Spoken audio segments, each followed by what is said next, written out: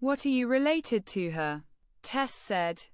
We are her relatives. She sold herself for her mother. We came to get her back. Lynn looked at them and said, Where have you been?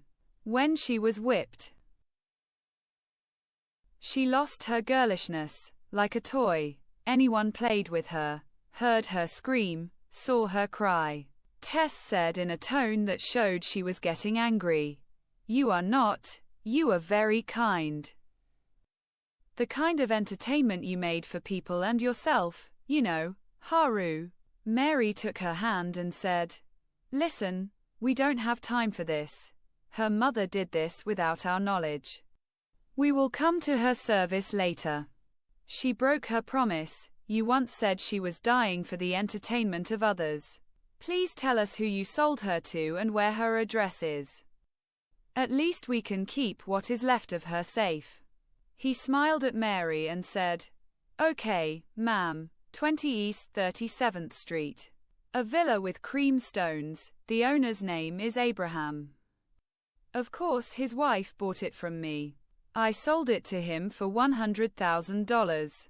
Mary chuckled and said, You're a professional salesman. You sold a half-dead one well. I've been in this business for years. You loved it and you're very sorry. You can buy the ones in the hall and do whatever you want with them. My conscience is money and the pleasure I get. Tess said angrily, We'll get the job done. Just keep them alive. They went out the door. Tess said, You bastard.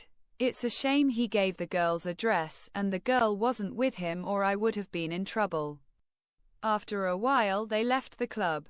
Tess angrily pointed at the people who were waiting to get in. Joel said quietly, Get a grip on yourself. You can't save and fix everything and everyone. Tess said, Dirty pig. When he smiled, I wanted to put a bullet in his mouth and drown him in blood. Joel shook his head sadly and poofed and said, Poor Becky. I don't know how Ellie will react when she sees him. We have to get his mother out of his sight and around, or he'll end up with the same things that happened to those women and men. Mary said, Yeah, he shouldn't touch her. Tess muttered, Let Ellie go back. After a while, they stopped in front of the house that Lynn had given them. Mary asked, How much money did you bring with you and are you allowed to buy? Joel said, Harry didn't set a limit. He just gave him this bag and said, There's enough in it. Lynn said he sold it for $100,000, so we'll offer $150,000 if he agrees. Tess said, Pray that it works, or I'll put a gun to his head and I might do something to him. Joel said, And then we'll just give him the $100,000 Lynn took from him. Mary said, Okay, Tess, if he doesn't agree, do what you said. They rang the doorbell and waited. Tess said to Sonia, Well, look carefully and find him. A voice said, Who is it? Joel said, We have business with Mr. Abraham. We need to talk to him about something. A few moments. After a while, a man came to the door and said, I'm Abraham. What can I do for you? Joel showed him Becky's picture and said, You just bought a slave, a pet named Becky.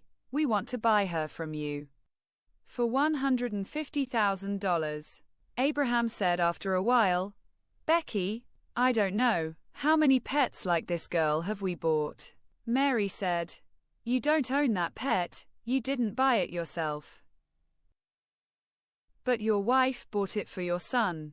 With the amount we offered, she can buy another pet. Abraham was silent.